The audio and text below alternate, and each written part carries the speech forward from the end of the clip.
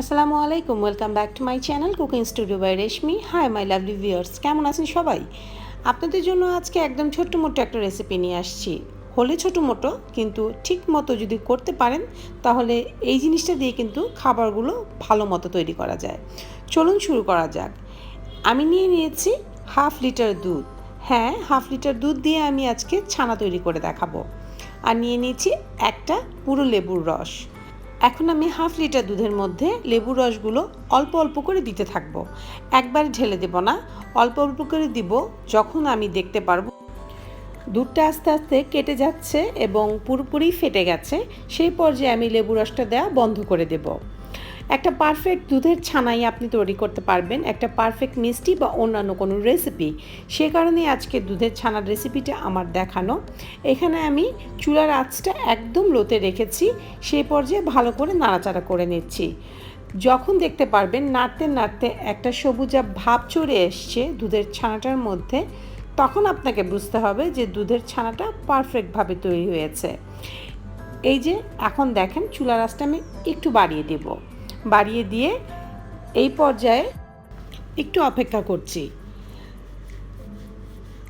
এই যে এখন একটু বলকের মতো আসছে এবং দেখতে পাচ্ছেন দুধটা পুরোপুরি কেটে গেছে এবং মোটামুটি ছানা তৈরি হয়ে আসছে।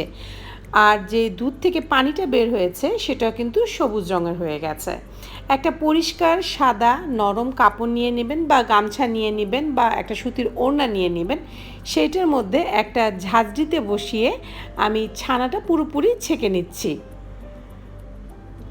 ছেঁকে ভালো করে এটাকে আমি একটু ঝুলিয়ে রেখে দেব বেঁধে। বেশিক্ষণ রাখতে যাবেন না, বেশিক্ষণ রাখতে গেলে ছানার পুরোপুরি পানিটা যখন পড়ে যাবে তখন কিন্তু ছানাটা শক্ত হয়ে যাবে। এখন আমি চামচ দিয়ে একটু ভালো করে চেপে চেপে নিচ্ছি। মোটামুটি পানি বের হয়ে গেছে। এখন এটাকে আমি ঠিক 5 মিনিটের জন্য একটু বেঁধে রেখেছিলাম।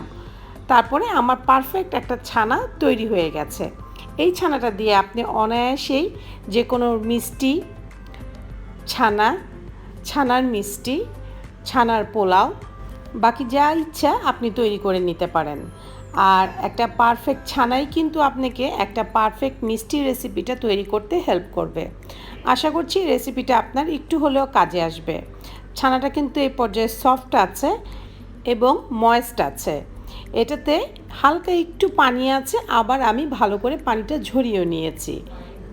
তাতেই আপনি বুঝতে পারবেন যে একটা পারফেক্ট ছানা তৈরি হয়ে গেছে। তো রেসিপিটা দেখিয়ে দিলাম, একটু ভালো করে ফলো করলে একটা পারফেক্ট ছানা আপনি অনায়াসে তৈরি করতে পারবেন। সবাই ভালো থাকবেন, পরবর্তী রেসিপি পর্যন্ত আমার সাথেই থাকবেন। আল্লাহ হাফেজ।